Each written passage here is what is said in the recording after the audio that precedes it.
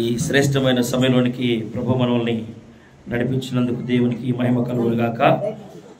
మరి పునరుద్ధాన దినాన దేవుడు మన కొరకు సిద్ధపరిచిన ఆత్మీయ వర్తమానమును మనము శ్రద్ధ కలిగి వినటానికి ఇష్టపడదాం. దేవునికి స్తోత్రం కలుగునుగాక. హల్లెలూయా, హల్లెలూయా. దేవుని వాక్యములో నుంచి కొద్ది వాక్యాన్ని ధ్యానం చేసుకుందాం. పరమగీతముల గ్రంథము మొదటి అధ్యాయము, పరమగీతముల గ్రంథము మొదటి అధ్యాయము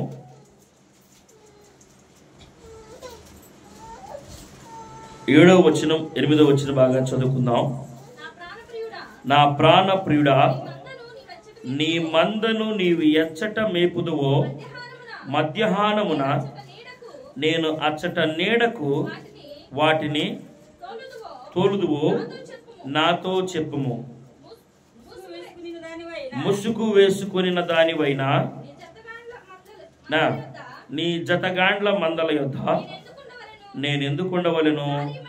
నారీమణి సుందరి, అది నీకు తెలియకపోయినా మందల అడుగు జాడలను బట్టి నీవు పొమ్ము. మంద కాపరుల గుడారముల యొద్ద నీ మేక పిల్లలను మేపము. చిన్న ప్రార్థన చేసుకుందాం. మహాపరిశుద్ధుడు అయిన తండ్రి, ప్రేమానమ్మకం కలిగిన యేసయ్య, మీకు వందనాలు, స్తుతులు, స్తోత్రాలు ప్రభువా. ఈ పునరుద్ధాన దినాన పాటల ద్వారా నేను మహింపరచాం, ఘనపరచాం. ఆరాధనలో మీరు మాకు తోడుగా ఉన్నారు ప్రభువా. సాక్ష్యాల్లో నీ బిడ్డలకు మీరు చేసిన మేలును బట్టి ప్రభువా, నీకు సాక్షిగా సంఘం ఎదుట నిలబడిన నీ బిడ్డలను బట్టి నీకు వందనాలు. అదేవిధంగా ప్రభువా, మరి శ్రేష్టమైన సమయంలో మీ అద్భుతమైన వాక్కు ద్వారాగా మమ్మల్ని బలపరచడానికి, మా ఆత్మీయ జీవితాలను మీరు పురుకొల్పటానికి ప్రభువా, మీరు తీసుకున్న అంశాన్ని బట్టి నీకు వందనాలు ప్రభువా. మా కొరకు సిద్ధపరిచిన ఆహారమును మేము శ్రద్ధ కలిగి నాయనా భుజించే వారిగా ఉన్నట్టుకు సహాయం దయచేయమని నిలబడు నీ దాసుని నిష్ప్రయోజకున్నయ్యా, నేను బట్టి వాడిన ప్రభువా, నన్ను నీ నోటి పొరగా వాడుకునండి. నన్ను నీ సిలువు చాటును మరుగుపరచండి. నిన్ను నీవు కనపరుచుకునండి. చేరి వచ్చిన ప్రతి బిడ్డ యొక్క అవసరత అక్కర ఎరిగిన వాడవు గనక, ఆలోచన ఎరిగిన వాడవు గనక, సమస్తమైన ప్రభువా వారి అవసరతలను నీవు గ్రహించువాడవు గనక ప్రభువా, ప్రతి వారితో నీవు మాట్లాడి ప్రతి వారిని నువ్వు బలపరచమని, వినగలిగిన చెవిని, గ్రహించగలిగిన మనసును, అంగీకరించే మంచి స్వభావమును మా ఎల్లరికీ దయచేయమని యేసు పరిశుద్ధ నామమున ప్రార్థిస్తున్నాము తండ్రి, ఆమేన్. దేవునికి స్తోత్రం కలుగుగాక. హల్లెలూయా, హల్లెలూయా. చదువుబడిన వర్తమానంలో మరి ఈ పరమగీతముల గ్రంథములో చదవబడిన మొదటి అధ్యాయం 7-8 వాక్య భాగముల్లో, నా ప్రాణప్రియుడా, నీ మందను ఎచ్చట మేపుదువో, మధ్యాహ్నమున నేనచ్చట నీడకు వాటిని తోలుదువో నాతో చెప్పము. ముసుగు వేసుకుని దాననై నీ జతగాండ్ల మందల యొద్ద నేనెందుకుండవలెను? నారీమణి సుందరి, అది నీకు తెలియకపోయినా మందల అడుగు జాడలను బట్టి నీవు పొమ్ము. చాలు చాలు చాలు చాలు చాలు. దేవునికి స్తోత్రం. హల్లెలూయా. అందరూ విన్నారా? మంద అనగా దేనికి సాదృశ్యమైనదో చెప్పగలరా? మీకు ఏమైనా అర్థమైందా? సంఘానికి సాదృశ్యమైనది. మంద అంటే సంఘం. ఇప్పుడు చాలామంది అన్నిలో యూట్యూబ్లో ఎక్కడ పడ్డా కానీ గొర్రెలు గొర్రెలు గొర్రెలు అంటున్నారు కదా, ఆ గొర్రెల మందే మనము. దేవునికి స్తోత్రం కలుగుగాక. హల్లెలూయా. గొర్రెల కాపరి ముందు నడుస్తాడు, వెనక గొర్రెలు నడుస్తాయి. మేకల కాపరి వెనక నడుస్తాడు, ఎందుకంటే అటొకటి ఇటొకటి వెళ్తూ ఉంటాయి కాబట్టి మరి మందను గురించి బైబిల్ గ్రంథంలో చెప్పబడిన మాటలను మనం జ్ఞాపకం చేసుకుంటే, ఒక స్త్రీ, ఒక సంఘము, ఒక ఆత్మీయ బిడ్డ ఏ విధంగా మరి ఆయన అడుగుతుందో మనము ఈ 7వ వచనంలో జ్ఞాపకం చేసుకోవచ్చు. ఆ 8వ వచన భాగంలో ఆయన అంటున్నాడు, మందల అడుగు జాడలను బట్టి నీవు పొమ్ము అన్నాడు. మందల అడుగు జాడలను బట్టి మనము ఎవరి అడుగు జాడలను బట్టి ముందుకెళ్ళాలి అంటే మందల అడుగు జాడలు. మందలు అంటే ఎవరు? ముందు పోయిన మందలు. ముందు పోయిన మందలు ఏ విధంగా ఏ మార్గంలో వెళ్ళినాయో ఆ మార్గాన్ని బట్టి ఆ అడుగు జాడలను అనుసరించి మనం వెళ్ళాలి. ముందు పోయిన మందలు ఎవరు అంటే బైబిల్ గ్రంథంలో మనకు ముందుగా ఉన్న మన పితరులు అబ్రహాము, ఇస్సాకు, యాకోబులు, వారి సంతతి వారు ఇశ్రాయేలీలు.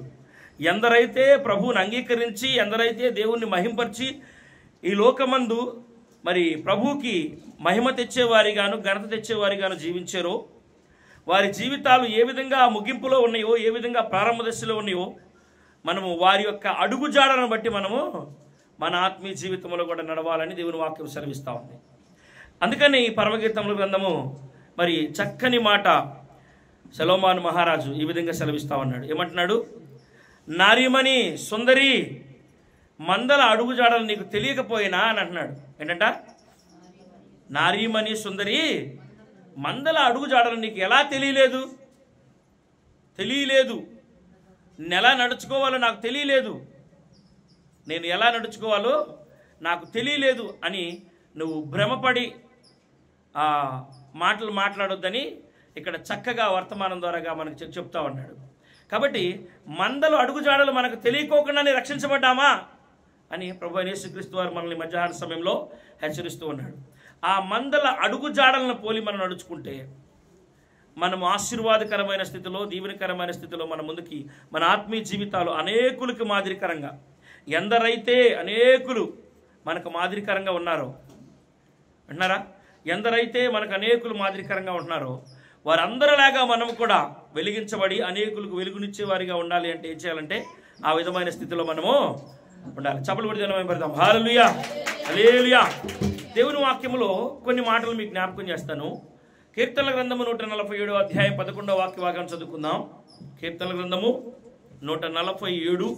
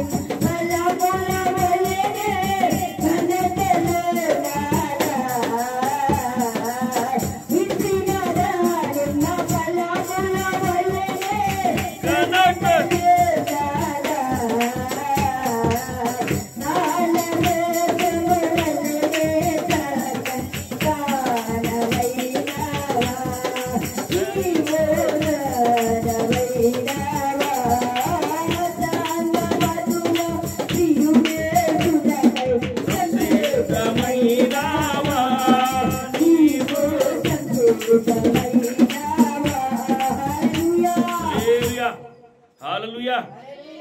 మరి కీర్తనల గ్రంథము 147వ అధ్యాయము 11వ వాక్య భాగం చదువుకుందాం. తన యందు భయభక్తులు గలవారి యందు, తన కృప కొరకు కనిపెట్టుకుని వారి యందు యెహోవా ఆనందించువాడై ఉన్నాడు. యెహోవా ఆనందించువాడై ఉన్నాడు. దేవునికి స్తోత్రం కలుగును గాక. హల్లెలూయా, హల్లెలూయా. మన యందు దేవుడు ఆనందించేవాడిగా ఉండాలి. మన యందు దేవుడు ఆనందించేవాడిగా ఉండాలి. మన పూర్వీకులు, మన పూర్వము మన ముందు నడిచిన మందల యందు దేవుడు ఆనందించేవాడిగా ఉన్నాడు. కనుకనే వారిని అధికమైన స్థితిలో దేవుడు హెచ్చించాడు. వారు ఉన్న స్థితిలో నుంచి అత్యధికమైన ఉన్నత స్థితిలోనికి వారిని నిలవబెట్టాడు. దేవునికి చప్పట్లు కొట్టి దేవుని మహిమపడతాం. హల్లెలూయా. మనము ఉన్నతమైన స్థానంలోనికి వెళ్ళాలంటే ఏం చేయాలా? ఉన్న స్థితిని విడిచిపెట్టాలి. అది ఇప్పుడు నువ్వు ఉన్న స్థితిని విడిచిపెడితేనే ఉన్నతమైన స్థానంలోకి వెళ్తాం. పాతవి క్రొత్తవాయిను. పాత స్థలంలో నువ్వు ఉండకూడదు. నువ్వు ఎప్పుడు కూర్చునే కోట కూర్చోకూడదు. చెప్పండి. ఉన్నతమైన స్థానంలోనికి వెళ్ళాలంటే ఉన్న స్థితిని విడిచిపెట్టాలా. నేను ఉన్న చోట ఉంటా, ఉన్నతమైన చోట కూడా ఉంటా అనకూడదు. లోకంలో ఒక మాట ఉంది, ఎందుకు వెళ్ళడం అందులేడని సందేహం అలదు, అందెందు వెదకనా అందేగడ, ఎందెందు వెదకినా అందేగడంట. కదా. అది ప్రభువుకు మాత్రమే సాధ్యం. చెప్పాలా, ప్రభువుకు మాత్రమే సాధ్యం. ఉన్నతమైన స్థానంలోనికి వెళ్ళాలంటే ఉన్న స్థితిని విడిచిపెట్టాలి. నేను ఉన్న స్థితిని విడిచిపెట్టనంటే ఆ పడవ ముందుకు వెళ్ళిద్దా? చెప్పండి, వెళ్ళిద్దా? వెళ్ళదు. నీవు ఉన్నతమైన స్థానంలోనికి వెళ్ళాలంటే ఉన్న స్థితిని విడిచిపెట్టాలి. అందుకనే ఉన్నతమైన స్థానంలోనికి ఏ విధంగా వెళ్ళాలో ఆ స్త్రీ అడుగుతుంది, అయ్యా నీ మందలు ఎక్కడున్నాయో నాకు చెప్పవా అని అడుగుతుంది. ఆయన ఏమంటే, నా మందల అడుగు జాడలు నీకు తెలియకపోయినా, అబ్రహాము, ఇస్సాకు, యాకోబుల యొక్క జీవితం మనకు తెలియకపోయినా, యేసు ప్రభు వారి యొక్క జీవితం మనకు తెలియకపోయినా, తెలిస్తేనే కదా ఈ సంఘంలో మన విశ్వాసులుగా చేర్చబడింది కదా. ఆయన మనకు మాదిరిగా 33.5 సంవత్సరాలు జీవించి మనం ఏ మార్గంలో వెళ్ళాలో ఆయన చూపించాడు. ఏ మార్గంలో వెళ్ళాలో ఆయనే మాదిరిగా ఉండి చూపించాడు. అందుకనే దేవుని వాక్యం ఏం సెలవిస్తా ఉందంటే, ఈ 11వ వచ్చిన భాగంలో ఏమన్నాడు? ఆయన మన యందు ఆనందించిన యెడల, చదవండి ఒకసారి, మరొకసారి. యెహోవా యందు తన యందు భయభక్తులు గల వారి యందు, తన కృప కొరకు కనిపెట్టుకుని వారి యందు యెహోవా ఆనందించువాడై ఉన్నాడు. ఆయన యందు భయభక్తులు కలిగి ఉండాలా, ఆయన ఆజ్ఞలను అనుసరించే వారిగా ఉండాలి, ఆయన కృప కొరకు కనిపెట్టుకునే వారి వలే ఉండాలి అని దేవుని వాక్యం సెలవిస్తా ఉంది. ఆ విధంగా ఉన్నవారి యందు ప్రభు ఆనందిస్తాడు అని దేవుని వాక్యం సెలవిస్తా ఉంది. ఆయన యందు ఆ విధంగా ఉన్నవారి యందు దేవుడు ఆనందిస్తాడు. భలా మంచి దాసుడా, నాకు ఇష్టడైన కుమారుడు. ఆ విధంగా వారిని వర్ణించే విధానాన్ని మనం జ్ఞాపకం చేసుకోవచ్చు. దావీదు మనకి ఎంతో మాదిరిగా ఉండిపోయాడు. దావీదు గురించి ఏమన్నా మీకు తెలుసా అంటే తెలుసు. ఏం తెలుసు? గొలియాతుని కొట్టాడు, అది ఒకటి తెలుసు. తర్వాత గోడెక్కి చూశాడు, ఇది ఒకటి తెలుసు. ఇలాంటి కొన్ని కొండ గుర్తులుగా మాత్రమే జ్ఞాపకం చేసుకుంటాం. దావీదు చేసిన ప్రార్థన గుర్తుండదు కదా. చాలామందికి వారు జీవించిన జీవితకాలంలో చేసిన మంచి అంతా మర్చిపోతారు. చివరిలో ఎప్పుడో ఒక చిన్న తప్పిదాన్ని గుర్తుపెట్టుకుంటారు కదా.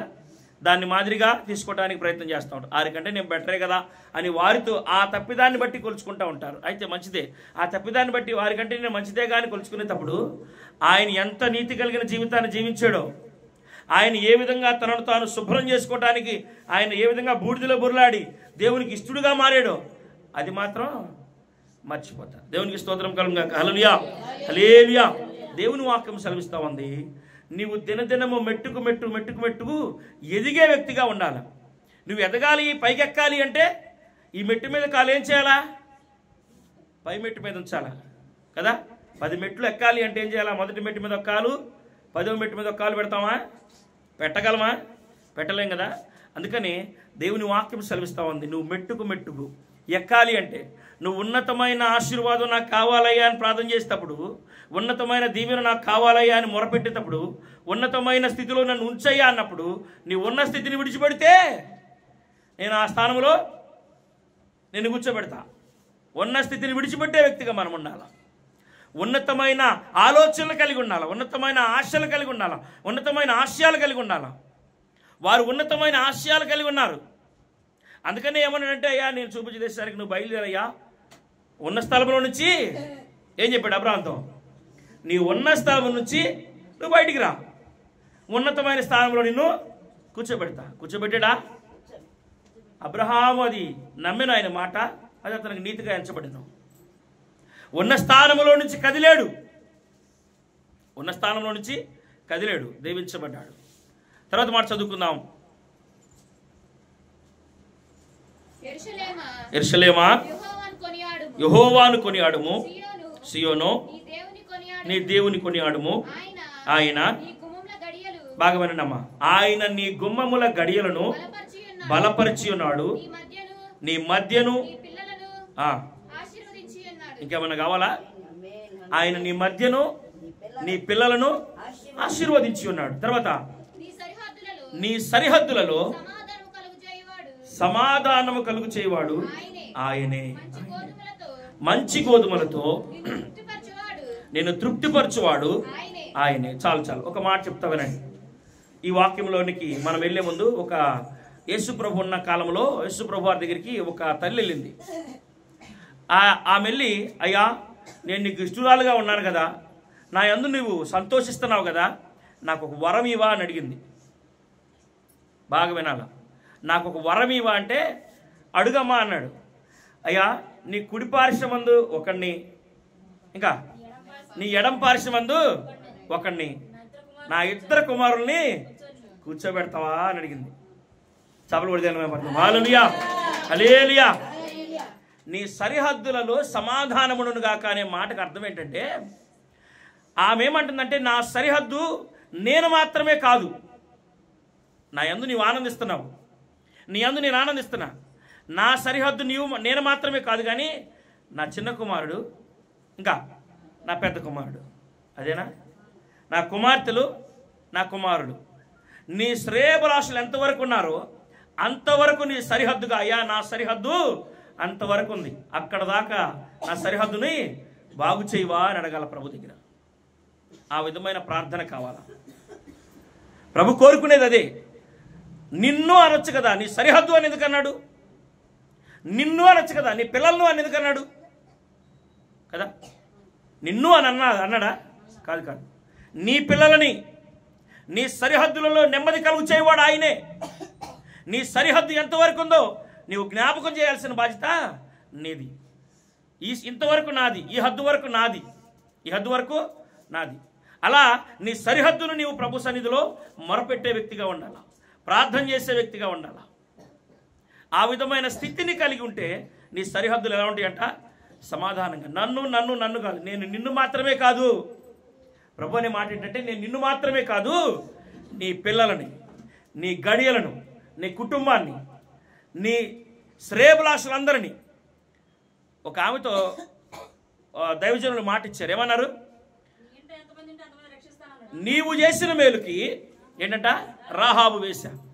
నీవు మాకు చేసిన ఉపకారముకు ప్రతిగా నిన్ను మాత్రమే కాదు, నీ మాటిని నీకు ఈ సరిహద్దులో ఉన్న వారందరినీ కూడా మేము రక్షిస్తామన్నాడంట కదా. కాబట్టి నీ సరిహద్దులో ఎందరున్నారు? నీ ప్రార్థన సరిహద్దు ఉంటుంది కదా. నీ ప్రార్థన సరిహద్దు 21 రోజు దానియేలు ప్రార్థనలను మేము పెట్టుకున్నాం. అలాగా ప్రతి విధమైన ఒక నియమానికి సరిహద్దు ఎంతవరకు? అయ్యా నేను నేను నేను నేను కాదు, నీ కుటుంబం, నీ బిడ్డలు, నీ బంధువులు, నీ శ్రేయభిలాషులు, నీ అక్క చెల్లెలు, అన్నదమ్ములు, వారందరి కొరకు, నీ తండ్రి ఇంటి వారి కొరకు ప్రార్థన చేసే వ్యక్తులుగా నీవు ఉండాలి. అందుకనే మరి దేవుని వాక్యం సెలవిస్తూ ఉంది, చక్కగా చెప్తున్నాడు. నీ గుమ్మములను బలపరుస్తా, నీ గడియలను బలపరుస్తానన్నాడు, నీ పిల్లలను ఆశీర్వదిస్తానన్నాడు, నీ సరిహద్దులలో సమాధానము కలుగు చేస్తానన్నాడు. ఒక మాట చదువుకుందాం. మన సరిహద్దులలో మనకి సమాధానం ఉండాలంటే, మన పిల్లలు ఆశీర్వదించబడాలి అంటే, మన పిల్లలు ఆశీర్వదించబడి మన సరిహద్దులు సంతోషంగా, సమాధానంగా, నెమ్మది కలిగి ఉండాలి అంటే దేవుని వాక్యంలో ఒక మాట రాయబడింది, ఆయన మన యందు ఆనందించేవాడిగా ఉండాలా. మన తనువును గురించి ఆనందించాలా, మన తలంపుల గురించి ఆనందించాలా, మన ఆలోచనల గురించి ఆనందించాలా, మన మాటల గురించి ఆనందించాలా. ఆ విధమైన మార్గంలో మనం నడిస్తే అనేకులకు మాదిరిగా, అనేకులకు ఆశీర్వాదకరమైన వ్యక్తులుగా మనం ఉండినట్లయితే దేవుడు మన యందు ఆనందించేవాడిగా ఉన్నాడు. అది మన పితరులు మనకి నేర్పిన బోధ, నేర్పిన ఆ విధానం, వారు నడిచిన మార్గం. నీ మందల అడుగుజాడలను బట్టి నేను వస్తానయ్యా, నీ మందలు ఎక్కడున్నాయి అని అడుగుతుంది. అప్పుడు అంటున్నాడు, నా మందల అడుగుజాడలు నీకు తెలియకపోయినా ఏంటట, నీకు మరలా చెప్పాలా? నా మందల అడుగుజాడలు తెలియక ఈ స్థలంలో కూర్చున్నావా అని అడుగుతున్నాడు కదా. యేసుప్రభు వారు తెలియకుండా మనం ఇక్కడికి వచ్చామా? 33.5 సంవత్సరాలు ఎంత పరిశుద్ధంగా ఆయన జీవించి ఈ లోకం కోసం తాను రిక్తునిగా అర్పించుకున్నాడు. రిక్తునిగా, బలిగా, ఇష్టపూర్వకంగా అర్పణగా ఆయన బలయ్యాడు, నిన్ను నన్ను ప్రేమించిన విధానాన్ని బట్టి. అందుకనే ఆ శోకము మరలా జ్ఞాపకం చేసుకోవాలనిపించింది. సర్వమాన పాప పరిహారార్థం రక్తం ఆవశ్యకం, తద్రక్తం పరమాత్మయ పుణ్యదాన బలియాగం. మనుషులందరూ పాపంలో ఉన్నారు, సర్వమానవాళి పాపంలో ఉన్నారు. మానవుల యొక్క ఆ పాపం పోవాలంటే, పాపం యొక్క శాపం ఏదైతే తొలగిపోవాలంటే ఒక పుణ్యాత్ముడు రక్తం చెందించాలి. అది ఏ విధంగా? బలవంతంగా కాదు. చెప్పండి, బలవంతంగా. అతను పుణ్యంగా ఇయ్యాలా, దానంగా ఇయ్యాలా, ఇష్టపూర్వకంగా అర్పించాలా? యేసుప్రభు వారిని ఏమన్నాడంటే, పిలాతు నువ్వు మౌనంగా ఉంటే నేనేం చేసేదన్నాడు. ఆయన ఎదురు వాదనేమి చేయలా, చేశాడా? అందుకని యెషయా గ్రంథం చెప్తా ఉంది, ఆయన బొచ్చు కత్తిరించు అని ఎదుట గొర్రెపిల్ల ఏ విధంగా మౌనంగా ఉండితో, ఆయన సిలువ వేయించినప్పుడు, ఆయన కొడాలతో కొట్టుచున్నప్పుడు, ఆయనకు ముళ్ళ కిరీటం పెట్టినప్పుడు, ఆయనకు మేకులు కొట్టినప్పుడు, ఆయనకు తీర్పు తీర్చినప్పుడు ఎలా ఉన్నాడంట? మౌనంగా ఉన్నాడంట. మనము క్రీస్తును పోలి నడుచుకునే వారిగా మనము ఉండాలి.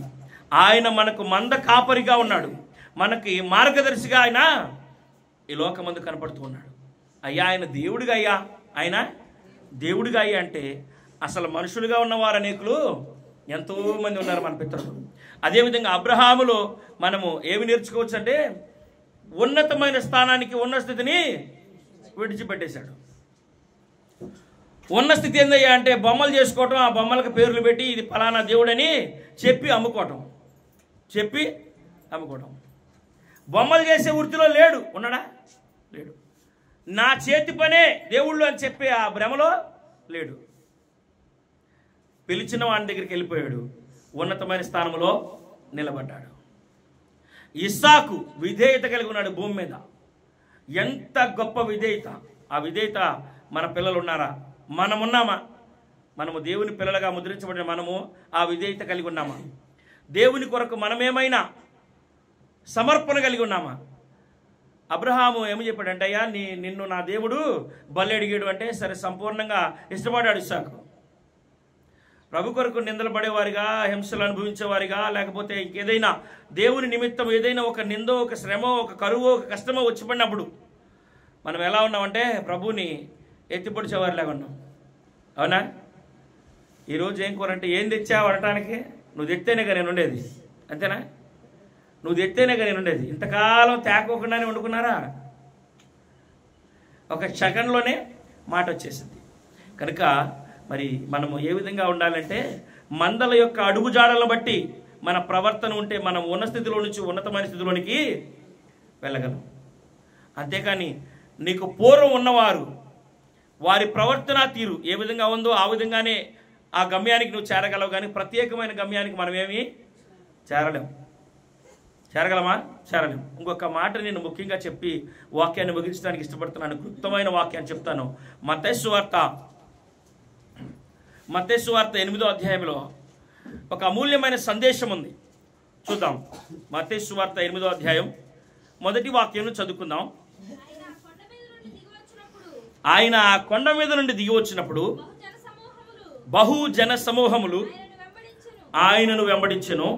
ఇదిగో కుష్ఠరోగి వచ్చి ఆయనకు మ్రొక్కి, ప్రభువా నీకు ఇష్టమైతే నన్ను శుద్ధినిగా చేయగలవనెనో. చాలు చాలు చాలు. ఏమని ప్రార్థన చేస్తాం మనం? అయ్యా నన్ను శుద్ధినిగా చేయవా, అయ్యా నన్ను బాగు చేయవా, అయ్యా నన్ను ఆశీర్వదించవా. ఇది కాదు ప్రార్థన. నీకు ఇష్టమైతే చెప్పాలా? నీవు చేయగలవు. అది కదా వచ్చినాం. అక్కడ ఒక పదములోనే మన ఆశీర్వాదం ఉంటుంది, ఒక అక్షరములోనే. నీవు నన్ను శుద్ధినిగా చేయగలవు నీకు ఇష్టమైతే. ఆ మాట అడిగాడు. అక్కడ ముందు వచ్చిన మనం చదువుకుంటే అక్కడ ఏముందంటే, ఆయన ఎక్కడి నుంచి వస్తున్నాడంట? కొండ మీద నుంచి వస్తున్నాడు. కొండ మీద ప్రసంగం చేశాడు. ఆయన తన రాజ్యాన్ని బోధించాడు. అదంతా ఎక్కడో రాళ్ల చాటునో కంపల చాటునో ఉండిన్నాడు ఈయన. ఎందుకంటే సభలో వచ్చి కూర్చోడానికి అప్పుడున్న కాలంలో కుష్ఠరోగులకు అధికారం లేదు. ఆ కొండ మీద ప్రసంగం అంతా ఆ జనములోకి వెళ్ళకోకుండా ఎక్కడో ఉండి విన్నదాన్ని బట్టి విశ్వాసం పొంది ఆయన కొండ మీద నుంచి దిగేటప్పుడు ఆయనకు ఎదురెళ్ళి ఏమన్నాడంటే, అయ్యా నీకు ఇష్టమైతే నన్ను శుద్ధినిగా నువ్వు చేయగలవు. నన్ను శుద్ధినిగా చేయగలదు, నన్ను చేయగలవు, నీవు చేయగలవు. అప్పుడు ప్రభువారు ఏమన్నాడు? నాకు ఇష్టమే, నువ్వు శుద్ధుడివి కదా. అందుకని దేవుని వాక్యం ఏమి సెలవిస్తా ఉందంటే, నా యొద్దకు వచ్చువారు నేనున్నాననియు, అడుగువారికి నేను ఫలము దయచేయువాడననియు నమ్మవారని కదా. నమ్మకోకుండా ఎన్నాళ్ళు ఉంటే ఏముంది? అర్థమవుతుందా? నమ్మకం లేకోకుండా ఎన్నాళ్ళు కాపురం చేసినా సమాధానం ఉండదు. సమాధానం ఉండదా? నమ్మకోకుండా ఎన్నాళ్ళు కాపురం చేసినా సమాధానం ఉండదు, సంతోషం ఉండదు. నమ్మకమే జీవితం, నమ్మకమే విశ్వాసం. సంఘంలో ప్రభు దగ్గరికి మనం వచ్చినప్పుడు, మనం ఒక సభ్యులుగా చేర్చబడినప్పుడు మన గురి ఎవరి మీద ఉండాలంటే ప్రభు మీదే ఉండాలా, ప్రభు మీదే ఉండాలా. అందుకని ఒక చోట ఆయన అంటాడు, అదే అధ్యాయం ముందుకు జరిగితే ఉంటుంది, అల్ప విశ్వాసులారా అంటాడు, అల్ప విశ్వాసులారా అంటాడు. ఎందుకు? ఆయన అరే నాయనా మీరు సముద్రంలో దగ్గరికి వెళ్దాం పదండి అని చెప్పి యేసుప్రభు వారు కూడా అదే దోనిలో ఉంటాడు. ప్రయాణం చేస్తున్నారు, మధ్యలోకి పోయినా గాలి తుఫాన్ వచ్చింది. ఆయన ఉండగా ఆపద వారిని ఏం చేసిందంట? వారు ఏమన్నారు? బోధకుడా నిద్రపోతున్నావు, లే లే లే లే అని లేపారు. నువ్వు నిద్రపోతేట మనం అందరం ఆపదలో నశించిపోతున్నావు అని చెప్పారంట. ఎక్కడా? ఆయన దగ్గర ఉండి, ఆయనలో ఉండి, నేను నశించిపోతానా చూసి ప్రభువారు ఏమన్నాడు? చదవండి.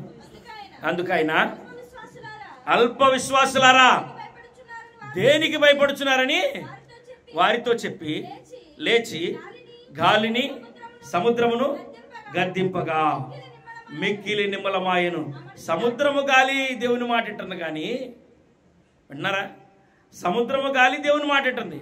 ఎవరు వెళ్ళలేదంట? ఆయనతో ఉన్నవారు వెళ్ళా. ఆయన ప్రత్యేకించి పిలుచుకున్నాడు రండ్రా నాయమటని. అలాంటి వారు ఆయన మాట అంటే నమ్మతల్లా. ఆయన ఉంటే నాకు సంతోషం. ఒక ఆమె చక్కగా చెబుతుంది, ఏమంది? నీ ఉంటే నా తమ్ముడు చచ్చిపోయాడు కాదయ్యా. ఆమె విశ్వాసం చూసారా? నీ ఉంటే నా తమ్ముడు. ఇప్పుడు మనం పోల్చుకుందాం, వారి విశ్వాసాన్ని కొలుద్దాం. యేసుప్రభు శిష్యులు యేసుప్రభు ఉన్న చోటే ఉన్నారా లేరా? సముద్రంలో వారు ఉన్న ధోనిలో యేసుప్రభు వారు ఉన్నారు కదా. కానీ ఉన్నా కానీ ఆపద వారి మీదకి వచ్చిద్దని భయం ఉంది వాళ్ళకి. కానీ ఏమేమంటుంది? నువ్వు గనక ఉంటే నా తమ్ముడు, నువ్వు ఎక్కడుంటే, నువ్వు పిలిచినప్పుడు వస్తే, నువ్వు సమయానికి వస్తే నా తమ్ముడు బ్రతికేవుడయ్యా. ఆమె విశ్వాసాన్ని ఇంకా పెంచడానికి ప్రభువారు ఏమనంటే, నువ్వు ఇప్పుడు నమ్మినా కానీ దేవుని మహిమను చూస్తావని అన్నాడు. నేను నమ్ముతున్నానయ్యా అంది. సరే పద సమాధి దగ్గరికి. ఎక్కడ? లాజర్ని ఎక్కడ పెట్టారు? సమాధి దగ్గరికి తీసుకెళ్ళింది. సమాధి మీద రాయి దొర్లించండి, రాయిని దొర్లించండి. దొర్లించారా? దొర్లించలేదా? చాలా మందికి ఏంటంటే అవిశ్వాసులకు ఎలా ఉంటుందంటే, ఇప్పుడు రాయి దొర్లిస్తే ఏమొచ్చింది? సుగంధపు వాసన వచ్చిద్దా? చెప్పండి. అప్పటికే 3 రోజులు అవుతుంది కదా, శవం కుళ్ళిపోయి ఉంటుంది కదా. ఎంత ప్రేమించినా, ఎంత సంపాదించినా, ఎంత మేలు చేసినా, ఎంత ఆస్తి వారి ద్వారా మనకు అనుగ్రహించబడినా, వారు గుండెల మీద ఎత్తుకొని కాదు, గుండెల్లో పెట్టుకొని చూసుకున్నా కానీ చనిపోయి నాకేం చేస్తాం? తీసుకొచ్చి బయట పెడతాం. ఎలా పెడతాం? బయట పెడతాం. ఒకరోజు చూస్తాం, ఇంకా రెండో రోజు 11 కాకముందే ఎత్తండ్రా బాబు అంటాం. అంటారనరా? లేదు వాళ్ళు రావాలి, వాళ్ళు వచ్చేది వీళ్ళు వచ్చేది ఏమి లేదు. వాళ్ళు వచ్చిందాక ఇక్కడ నేను ఉండలేను, నేను పేల్చలేను, తీయండ్రా బాబు అంటాం కదా. చెప్పండి, అవునా కదా? కానీ లాజరు ఏమన్నాడు? లాజరు యొక్క సహోదరులు ఏమన్నారు? అయ్యా నువ్వు ఉంటే నా తమ్ముడు బ్రతికేవాడు. ఇప్పుడు నేను వచ్చాను కదయ్యా, ఇది వచ్చానమ్మా, ఇప్పుడు నమ్మినా మీరు దేవుని మహిమను చూస్తారు. పదండి సమాధి దగ్గరికి. అనేకులు ఆ ప్రాంతం వారంతా కూడా వచ్చారు. చెట్ల మీద, చేమల మీద, కొండల మీద, గుట్టల మీద, రాళ్ల మీద, దారంతా సమాధులంతా నిండిపోయారు జనం. ఏం జరుగుద్దో చూడాలని, ఆ వింతని అద్భుతాన్ని చూడాలని వచ్చారు. అక్కడ ఉన్న వారితో చెప్పాడు, రాయిని దొర్లించండి. మారు మాట లేకోకుండా వెళ్ళి రాయినారు దొర్లించారు. లాజరు లేచిరా అంటే ప్రభు లేచి వచ్చాడు. అది కదా దేవుని గొప్ప విశ్వాసం. అది కదా మంద. విన్నారా? మార్తా మరియలు అనే ఆ మందలో ఉన్న విశ్వాసం ఎవరిలో ఉండాలా? మనలో ఉండాలా. అది అక్కడ చెప్తుంది. నీ మందలు ఎక్కడున్నాయి? నీ మందల అడుగుజాడలు ఎక్కడున్నాయి? అప్పుడు ఆయన అంటున్నాడు, నా మందల అడుగుజాడలు నీకు తెలియకపోయినా మార్తా మరియల గురించి నీకు తెలియలేదా? కుష్ఠరోగిని గురించి నీకు తెలియలేదా? గుడ్డివాడి నుంచి నీకు తెలియలేదా? ఇంతమందిని బాగు చేసిన వాడును, వారి విశ్వాసాన్ని బట్టి అన్ని కార్యాలు చేశాను, నీకు కార్యం చేయనా అని అడుగుతున్నాడు ప్రభు. నీవు అడిగిని నేను సిద్ధపరచనా అని అడుగుతున్నాడు. అయితే మనలో ఏముండాలి? మనం చదువుకున్న మాటను బట్టి, మనం నేర్చుకున్న మాటను బట్టి, మన పితరులు ఏ విధంగా వారి జీవితాల్లో దేవుని ఎదుట ఎంత యథార్థంగా, ఎంత నమ్మకంగా, ఎంత విశ్వాసంగా ఉన్నారో ఆ విధమైన విశ్వాసాన్ని మనలో పెంచుకోవడానికి ప్రయత్నం చేయాలి. ఆ విశ్వాసాన్ని మనలో పెంచుకోవడానికి మనం సహజంగా ఏం చేస్తామంటే, ఎవరైనా మన సహోదరులు, బంధువులు, మిత్రులు ఎవరైనా మంచి చీర కట్టుకుంటే ఆ చీర చాలా బాగుంటే ఎక్కడ కొన్నారు, ఎంతకు కొన్నారు అని అడుగుతాం. తర్వాత షాపింగ్కి ఏదో ఒక సందర్భంలో వెళ్ళినప్పుడు ఏం చేస్తాం, అలాంటి చీర ఉందేమోనని చెప్పి వాడు ఎన్ని చీరలు చూపించినా కానీ మన దృష్టి ఆడ ఉంటుంది, ఆ చీర మీదే ఉంటుంది. భౌతిక సంబంధమైన ఆశ కదా, అంతకంటే విలువైన ఆశీర్వాదం కాదా? మార్తా మరియల యొక్క విశ్వాసం అంతకంటే విలువైంది కాదా? చెప్పండి. చనిపోయిన తమ లాజరు తమ తమ్ముడినే లేపుకున్నారే వారి విశ్వాసము. చక్కగా ఆమె ఒక రకమైన మాటతో అడుగుతుంది, స్వాభావికమైన ఆ మానవ స్వాభావికమైన మాటతో అడుగుతుంది, నీ మందలు ఎక్కడున్నాయి? ఈ మధ్యాహ్నం మంది నేను వచ్చి తీరదనా? నన్ను అడగాల, నా మందలు ఎక్కడున్నాయో నీకు తెలియదా? నీకు చదువు లేదా? నువ్వు వినలేదా? నువ్వు చూడలేదా? నువ్వు చూడకోకుండా ఈ స్థలంలో ఉన్నావు అని ప్రభు ఈ మధ్యాహ్న సమయంలో అడుగుతున్నాడు. ఎవరిని గురించి నీకు తెలియదు? బైబిల్ గ్రంథంలో ఎన్ని విశ్వాస సంబంధమైన ఆ గొప్ప గొప్ప అద్భుతాలను వినలేదు, చూడలేదు. వారు నడిచిన మార్గాన్ని, వారు కనుపరిచిన విశ్వాసాన్ని నువ్వు గ్రహించుకోకుండా ఇంతకాలం ప్రభు సన్నిధిలో విశ్వాసిగా ఉన్నావా? వింటున్నారా? కాబట్టి జ్ఞాపకం చేసుకోవాలా, నీ విశ్వాసము నిన్ను సిగ్గుపరిచేదిగా ఉండకూడదు, నిన్ను అవమానపరిచేదిగా ఉండకూడదు, దేవునికి నింద తెచ్చేదిగా ఉండకూడదు. నీ విశ్వాసం ఎలా ఉండాలంటే నికాసైన విశ్వాసంగా ఉండాలి. నికాసైన విశ్వాసంగా. చక్కగా కుష్ఠిరోగి వచ్చి ఒక మాట చెప్తున్నాడు, అయ్యా నీకు ఇష్టమైతే నన్ను బాగు చేయగలవు, నువ్వు బాగు చేయగలవు అని అన్నాడు. నాకు ఇష్టమే, నువ్వు బాగుగారా బాబు అని అన్నాడు. అంత గొప్ప విశ్వాసం మనం కలిగి ఉంటే దేవుడు ఏది అడిగితే అది ఇస్తాడు. ఈకపోవటానికి ఆయనేమి ఇయ్యలేనివాడు కాదు. ఆయన గురించి రాయబడిన మాట ఏంటంటే ఆయన స్వయంభవుడు. ఎవరైనా స్వయంభవుడు. ఉన్న వాటిని లేనట్టుగా, లేని వాటిని ఉన్నట్టుగా నిర్మించగలిగిన నిర్మాణకుడు ఆయన. అటు దేవునికి భక్తులుగా ఉన్న మనం ఎలా ఉండాలంటే మాట తప్పని వారిగాను. ఏ విధంగా? అయ్యా మనం ఆ నీటిలోకి వెళ్ళిపోయినాక ఏమన్నావు, నువ్వు వచ్చే వరకు, నేను చచ్చు వరకు ఆ మందల అడుగుజాడలను బట్టి నేను నడుచుకుంటా. ఆ మందల అడుగుజాడలను బట్టి ఎన్ని రోజులు ఆ మందల అడుగుజాడలను బట్టి, ఏ క్షణంలో ఆ అడుగుజాడలను మీరు పక్కకి వెళ్ళిపోయావు. గొర్రెల వలె త్రోవ తప్పి తమకిష్టమైన త్రోవకు తొలగిరి అని రాయబడింది. అందుకనే వారి పాప ద్వేష శిక్షను దేవుడు తాన మీద వేసాను అని దేవుని వాక్యం సెలవిస్తూ ఉంది. క్రీస్తు మీద మనకు మాదిరిగా ఉండిన యేసు ప్రభువారు, మనకు మాదిరిగా ఉండిన మన పితరులు, మందలో అనబడుతున్న అనేకులు వారి జీవితాల్లో కనపరిచిన విశ్వాసాన్ని మనం కలిగి ఉండాలని దేవుడి మధ్యాహ్న సమయంలో మనం హెచ్చరిస్తున్నాడు. నా మందల అడుగుజాడలు నీకు తెలియకపోయినా ఈ మధ్యాహ్న సమయంలో కుష్ఠరోగి యొక్క ఆ విశ్వాసము, ఆ మంద, ఆ కుష్ఠరోగి అనబడుతున్న ఆ మంద ఏ విధంగా తనను తాను కనపరుచుకున్నాడు దేవుని సన్నిధిలో. ఉన్న స్థితిని విడిచిపెట్టాడు. ఎక్కడ ఆయన ఉన్న స్థితి? జనానికి ఎక్కడో దూరంగా ఉండాలా. అవునా? కుష్ఠరోగి ఎక్కడ ఉంటాడు? జనంలో ఉంటాడా? కొండ మీద ప్రసంగం జరుగుతుంది, ప్రభువారు వచ్చాడని తెలిసి అనేకులు వారితో పాటు ఉన్న వారిని ప్రోత్సహించి, రండ్రా బాబు అంటే మేము రాళ్ళతో కొట్టి ఏమన్నారు? రాళ్లతో కొట్టి చంపుతారన్నారంట. అదే జరిగేది ఆ రోజుల్లో. వాళ్ళు రాళ్లతో కొట్టినా, వాళ్ళు ఇంకా ఏ విధమైన హాని కలుగు చేసినా, హాని కలుగుచున్నా కూడా ఒకసారి నేను ఆయన దగ్గరికి పోతే నా పని అయింది. ఒకసారి ఆయన సన్నిధికి వెళ్ళిన ఆయన ఎదుట నేను పడ్డానంటే దేవుడు తన కనికరాన్ని నా మీద చూపుతాడు అనే విశ్వాసం కలిగి ఎక్కడో రాళ్లచాటు నుండి దేవుని వాక్యాన్ని విన్నాడు. ఆయన ఆ వాక్యం చెప్పి ముగించి కిందకు దిగుచుండగా ఆయనకి ఎదురెళ్ళి, అయ్యా నీకు ఇష్టమైతే నన్ను శుద్ధినిగా చేయగలవు అని అన్నాడు. చేయమని అడగలా, నువ్వు చేయగలవు, నాకు ఇష్టమే, నీవు శుద్ధినివి. మనము అవిశ్వాసుల్లాగా, అవివేకుల్లాగా ఉండేవారిగా ఉండకూడదు ఈ మధ్యాహ్న సమయంలో. అందుకని ప్రభువారు ఈ మాటలు మనం హెచ్చరిస్తూ ఉన్నాడు. నీవు ఉన్న స్థితిని విడిచిపెట్టాలి. నేనున్న స్థితి ఏంటంటే అవిశ్వాసము, అనాలోచన, అవిధేయత. ఏ విషయాల్లో దేవునికి అవిధేయత కలిగి ఉన్నావో, ఏ విషయాలు తెలిసి కూడా ఏంటంట, తెలిసి కూడా, తెలియక కాదు.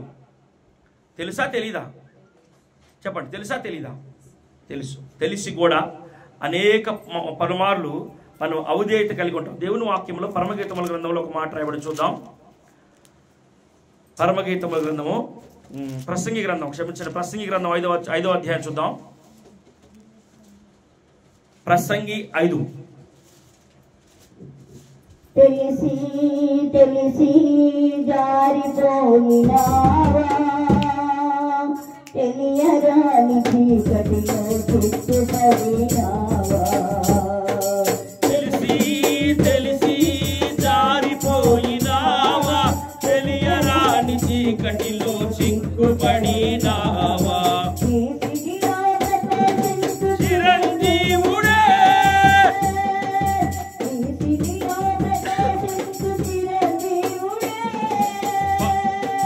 పరంజ్యోతి ముందు నడువగా,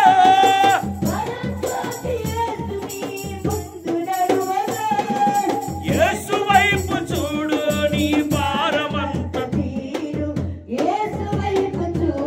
నీ భారమంత తీరు, తీరానికి చేరు, తీరానికి చేరు.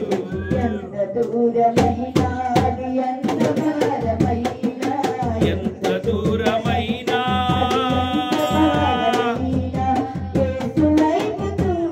నీ భారమంత తీరు,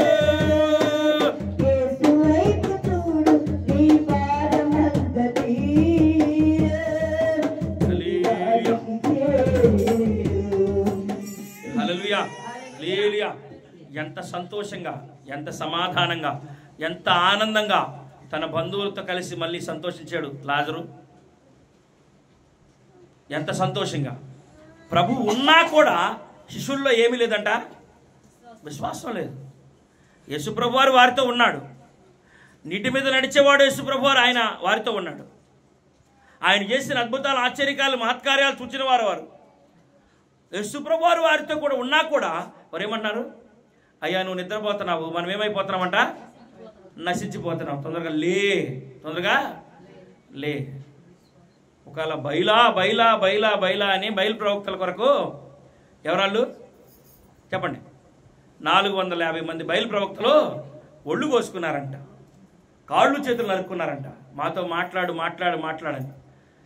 ఆ విధంగా మాట్లాడని రాయి రప్ప అనుకున్నారేమో యేసుప్రభు వారి గురించి.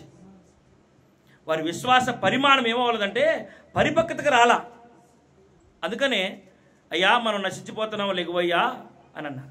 ఆయన లేచి అవిశ్వాసులారా, ఇంక ఎన్నాళ్ళ వరకు నేను మీతో ఉంటాను, ఇంక ఎన్నాళ్ళ వరకు నేను మీతో ఉంటాను అని ఆయన హెచ్చరించి ఆ నీటిని నిమ్మలం చేశాడు, గాలిని నిమ్మలం చేశాడు. గాలి నీరు సముద్రం ఆయన మాట ఉంది, నీళ్లు ఆయన మాట. మనము ఆయన మాట వినేవారిగా లేము. ఈ వచ్చిన భాగాన్ని చదవండి ఒకసారి. ప్రసంగి గ్రంథం 5వ అధ్యాయంలో, నీవు దేవుని మందిరమునకు పోవునప్పుడు నీ ప్రవర్తన జాగ్రత్తగా చూచుకొనుము. బుద్ధిహీనులు అర్పించినట్లుగా బలి అర్పించుట కంటే సమీపించి ఆలకించుట శ్రేష్టము. ఏంటంట? బుద్ధిహీనులు అర్పించినట్లు బలి అర్పించుట కంటే దేవుని సన్నిధిలో ఎలా అంట, సమీపించి ఆలకించుట శ్రేష్టం. మరలా ఇంకొక మాట ఉంది, శ్రేష్టమైన మాట చదవండి, ఇక్కడ కింద చదవండి. వారు తెలియకయే దుర్మార్గపు పనులు చేదురు. ఎలాగా? వినండి నాయకు చూడండి. తెలుసా చెప్పండి, తెలుసా? తెలియకయే వారు దుర్మార్గపు పనులు చేదురు.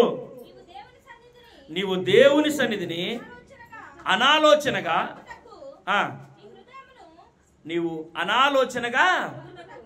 ఉండుటకు నీ హృదయమును త్వరపడనీయక. ఏది కాచుకోవాలంట? వినండి, ఏది కాచుకోవాలంట? నోటిని కాచుకోవాలి. ఈ నోరు ఎలాంటిదంటే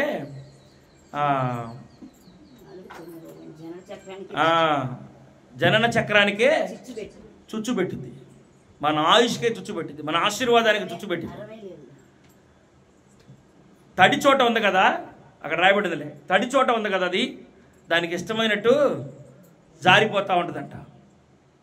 ఎడన్నా బాగా తడి ఉన్న చోట కాళ్ళు జారుతాయేమని మనం ఏం చేస్తాం, జాగ్రత్తగా నడుస్తాం కదా.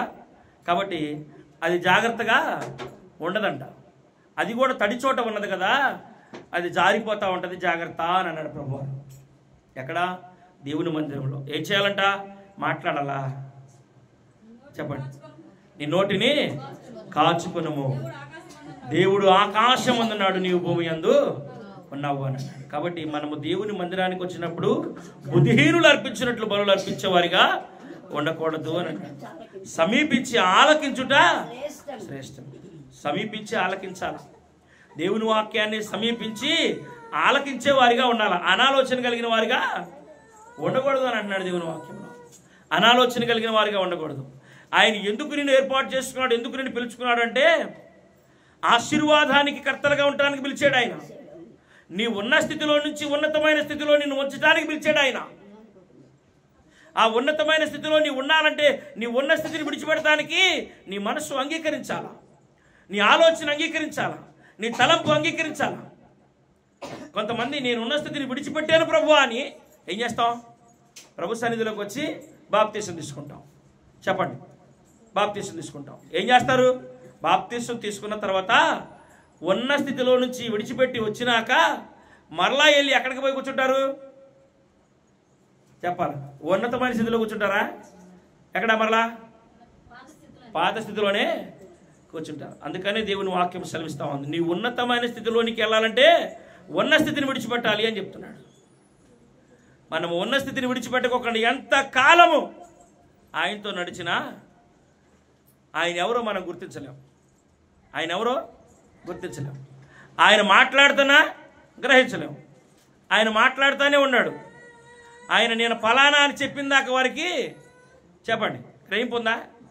గ్రహింపు లేదు. ఆయనతో నడుస్తూనే ఉన్నారు. ఆయన గురించే చెప్తున్నారు. ఆయనకి బాగా వినాలి మీరు.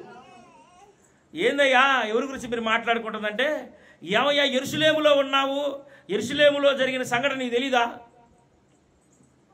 ఎవరు నిద్రపోకోకుండా కల్లోలం చెందారు కదా, ఒక నీతిమంతుడిని, ఒక ప్రవక్తని సిలువ వేశారు. ఈ సంగతి నీకు తెలీదా? ఇంతకాలం ఎక్కడున్నావయ్యా నువ్వు అని ఆయన్ని కదులుతున్నారంట. అసలు ఆయనే ఈయనని గ్రహించలేకపోతున్నారు. కాబట్టి మరి గ్రహించలేరు కాబట్టే ప్రభు వాక్యం చెప్తా ఉంటుంది. గ్రహించలేం కాబట్టే గుర్తులు, మా పిల్లోడు తప్పిపోయాడు, 6 అడుగులు ఎత్తుంటాడు, పలానా రంగు జుట్టు ఉంటుంది, పలానా ముక్కు, పలానా ముఖం అని, పలానా పుట్టుమచ్చలని గుర్తులు పెడతారు, తెలుసు కదా. అట్లాగే వాక్యములో దేవుని స్వరూప్యాన్ని మరలా మరలా మరలా మరలా నీకు గుర్తు చేస్తూ ఉంటాడు. అమ్మా నువ్వు ఈ రంగులోకి మారాలా, నువ్వు ఈ పోలికల్లోకి మారాలా, నీ స్వభావాలన్నీ ఈ విధంగా మారాలి అని ప్రభు గుర్తు చేస్తూ ఉంటాడు. కనుక మనము ఉన్నతమైన స్థానంలో ఉండాలంటే ఉన్న స్థితిని విడిచిపెట్టాలా. ఉన్న స్థితిని విడిచిపెట్టిన వారు ఉన్నతమైన స్థానంలో ఉన్నారు. ఈ మధ్యాహ్న సమయంలో మనం ఉన్నతమైన స్థానంలోనికి వెళ్ళడానికి మార్గాన్ని చెప్తున్నాడు. అదేంటయ్యా అంటే, అయ్యా నీ మందల అడుగు జాడలు నాకు చెప్పవా అని అడిగిందంట. అందుకని ఏం చెప్తున్నాడు ఆయన? నా మందల అడుగు జాడలు నీకు తెలియకపోయినా లాజరు గురించి నీకు తెలియదా? ఇంకా మార్తా మరియల గురించి నీకు తెలియదా? కుష్ఠరోగిని గురించి నీకు తెలియదా? 33.5 సంవత్సరాలు ఆయన చేసిన అద్భుతాలు, ఆశ్చర్యకార్యాలు, ఆయన ప్రవర్తన నీకు తెలియదా? అబ్రహాము, ఇస్సాకులు, యాకోబులు ఏ విధంగా దేవునికి విధేయులై ఉన్నారో నీకు తెలియదా? ఇశ్రాయేలీలు ఏ విధంగా నడిచారో నీకు తెలియదా? ఏ విధంగా సనిగారో నీకు తెలియదా? చెప్పండి, ఏ విధంగా సనిగారో నీకు తెలీదా? దేవుని వాక్యంలో ఒక చోట యెహోషువ గ్రంథం 7వ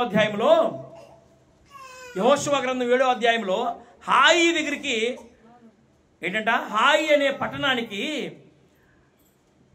యెహోషువ వేగుల వారిని పంపించాడు. వేగుల వారు వెళ్ళొచ్చి అన్నారు, అయ్యా హాయి అనే పట్టణం మీదకి యుద్ధానికి మనం అందరం వెళ్ళాల్సిన అవసరం లేదు, అది చిన్న పట్టణం, దాన్ని మనం ఈజీగా స్వాధీనపరచుకుంటాం. అది ఎంత, ఆ జనం ఎంత, మన ఎదుట నిలవలేరు. వాళ్ళ కోసం మనం ఎంతమంది కత్తులు తీసుకొని కటారులు తీసుకొని వెళ్ళాల్సిన అవసరం లేదు అనుకున్నారంట. అలాగే వెళ్ళారా? వెళ్ళారు. కానీ ఏం చేసింది? ఓడిపోయారు. అసలు వాళ్ళ ముందు నిలవలేకపోయారు. హాయిపట్నం ముందు నిలవలేకపోయారు. ఆ స్వల్పమైన జనము ఇశ్రాయేలీని తరిమి తరిమి తరిమి చంపడానికి గల కారణం ఏంటి చెప్పాల? శపించబడింది వారి గృహాల్లో, గుడారాల్లో ఉంది. 8వ అధ్యాయంలోనికి వచ్చినాక ఇక లాభం లేదని యెహోషువ ఏం చేశాడంట? ఉదయాన్నే నేలకు మోకరించాడంట. తలకాయ దేవుని సన్నిధిలో మోకరించాడు, ప్రార్థన చేశాడు. అయ్యా ఏంది ప్రభు, ఆ యుద్ధంలో మేము ఎందుకు ఓడిపోతున్నాం? వాళ్ళు ఎంతమంది, స్వల్పమైన జనము కదా, ఆ జనము చేతిలో మేము ఓడిపోవటం ఏంటని విచారం చేశాడు. అప్పుడు ప్రభువారు ఆ యెహోషువతో చెప్పాడు, ఏదైతే ఇశ్రాయేలులో ఉండకూడదు అని నేను చెప్పానో దాన్ని తెచ్చి మీరు మీలో ఉంచుకున్నారు. ఎవరు? పలానా వ్యక్తి. ఆకాను అనువాడు శాపగ్రస్తమైన దానిని తీసుకొచ్చి ఇంటి తన గుడారములో దాచుకున్నాడు. ఈ మధ్యాహ్న సమయంలో మనం దీవించబడకపోవటానికి ఏ శాపగ్రస్తమైనది మన జీవితంలో ఉంది? మనకి సమాధానం లేకుండా చేసేది ఏ శాపగ్రస్తమైనది మన హృదయంలో ఉంది, మన ఆలోచనలో, మన తలంపుల్లో ఉన్నది. మనం జ్ఞాపకం చేసుకునే వారిగా ఉండాలి, దిద్దుబాటు చేసుకునే వారిగా ఉండాలి. ఎందుకంటే దేవుని వాక్యము ఎందుకు చెప్తున్నాడు అంటే, ఆయన సజీవంగా ఈ లోకంలో ఉన్నప్పుడు అనేక అద్భుతాలు, ఆశ్చర్య కార్యాలు చూచిన ఆ 12 మందే ఆయనలో ఉండి ఏం చేశారంట? గ్రహించలేక నశించిపోతున్నామయ్యా, మేల్కోయ్యా అన్నారంట ప్రభువుని. అందుకనే దేవుని వాక్యం ద్వారాగా దేవుడి మధ్యాహ్న సమయంలో తన పరిశుద్ధాత్మ ద్వారాగా మనతో మాట్లాడుతున్న మాట ఏంటంటే, మందల యొక్క అడుగు జాడలను వెంబడించు. మందల యొక్క అడుగు జాడలను వెంబడించు. ఆ మందలు ఏ విధంగా నడుచుకున్నారు, ఏ విధంగా పరిగెత్తారు, ఏ విధంగా నడిచారు. హాయి పట్టణం మీదకి వెళ్ళిన యెహోషువ సైన్యం ఏమైపోయిందంటే, వారి ఎదుట నిలవలేక అనేకులు హతులైపోయారు అని రాయబడింది. హతులైపోయారు. దేవుని దగ్గరికి వచ్చి విచారం చేశారు, అయ్యా మేము హతులైపోవటానికి, ఓడిపోవటానికి కారణం ఏంటయ్యా అని. దేవుడు చెప్పాడు, మీలో నాకు హేయమైంది ఉంది. ఎప్పుడైతే హేయమైంది దాన్ని తీసుకెళ్ళి బయట బారవేసి రాళ్ళ కుప్పలాగా వేసారో, వెంటనే హాయిపట్నం మీదకి పోతే ఏమైంది? ఒక్కడ కూడా మిగలలేదంట. హాయిపట్నంలో తరిమి చంపేశారంట. ఆ విధంగా స్వాధీనపరుచుకున్నారు ఆ పట్టణాన్ని ఇశ్రాయేలీయులు. కారణం ఏంటి? మార్పు ఏంటి? అదే జనం, ఇక్కడ అదే జనం. వారు ఓడిపోవటానికి ముందు కారణం దేవునికి హేయమైన ఆలోచన, దేవునికి హేయమైన తలంపులు, మాటలు. కానీ ఇప్పుడు దేవునికి ఇష్టలుగా మారారు. హేయమైన తీసి బయట పారేశారు, అంతే. దేవుని చప్పట్లు కొట్టి జనం భయపడతాం. హల్లెలూయా, హల్లెలూయా, హల్లెలూయా. ఆకాను చూపుల శోకం బెగాది కేలలోయి రోషోదరా. కాను చూపుల శోకం బెగా అది కేలలోయి రోషోదరా.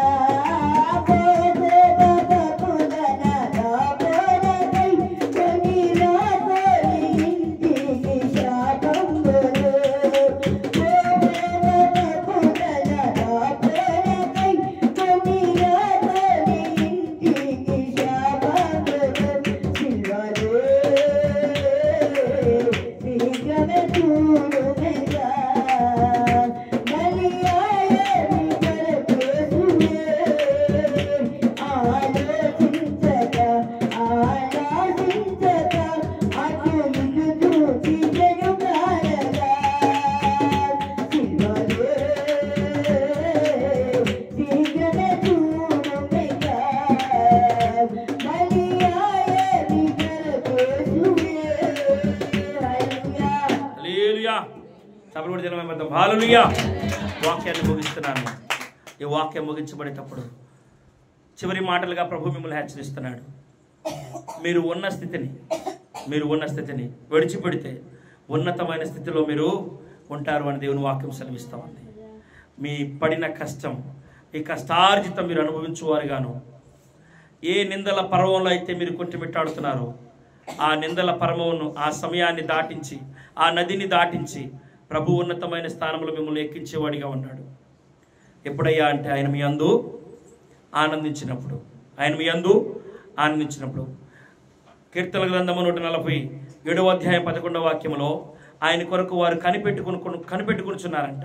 ఆయన కొరకు కనిపెట్టుకునిచున్నారు, ఆయన కృప కొరకు కనిపెట్టుకునిచున్నారు అని రాయబడింది. ఆయన మీ గుమ్మముల గడియలను బలపరచును అని ఆయన వాక్యం సెలవిస్తా ఉంది. ఆయన మీ పిల్లలను పోషించును, ఆయన మీ పిల్లలను ఆశీర్వదించును అంటున్నాడు.